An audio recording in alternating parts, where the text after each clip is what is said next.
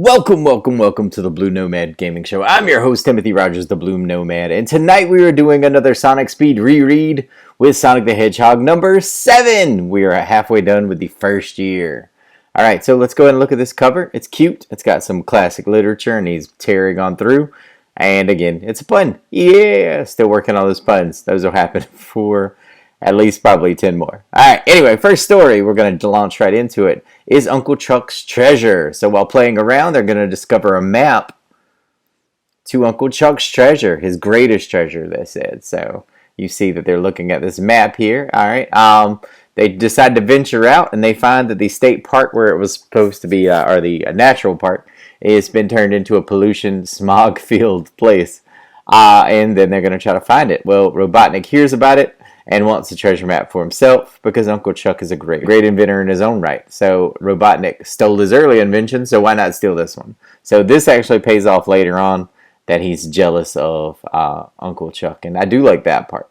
So anyway, eventually Sonic takes out the Freedom Fighters, and as a kid I remember liking this because Sonic saves each one of them one by one.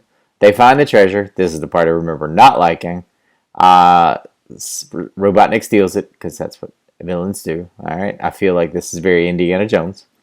And then they get back and there's a twist because this is a comic book. And it was actually Sonic's bronzed baby shoes that Uncle Chuck treasured the most. So, and we have another defeat at the hands of Sonic at the bottom. So, ha ha. Yay puns. Alright, moving on to the next story. Here we go. We've got Sorcerer in Distress. So, Sally is dressed up in a witch costume and gets tired of the boys hovering her. So she says, "You follow me, you're in trouble." So this is one of the first personality-driven Sally points. And later on, you'll see. She feels very Princess Leia here, which is good. So she gets a stick just from the woods.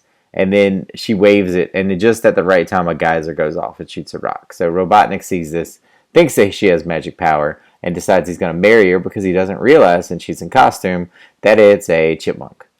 So he says, "Marry me," and becomes the original furry. And she says, "Nope, maybe, what?" And so she gets drugged away. So Sonic can't save her because she's not supposed to see him. So he decides he's going to do it at super speed.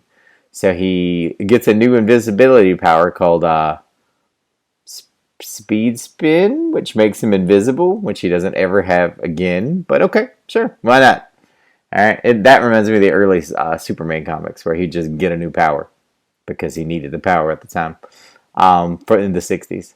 So anyway, he goes around, he messes with Robotnik, he pulls his cape over his head, and then he yanks away Sally, and Sally gets away. So they do.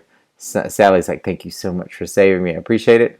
And then she punches him in the face for disobeying her orders. And that is the birth, for me, of Sally Acorn. That personality is perfect. I like that so much.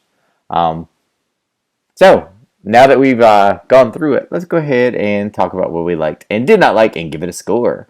Number 1, I liked, they had some good fights with the Robotniks. I like that. Very good. The Badniks, I'm sorry, I said Robotnik. And Robotnik, too.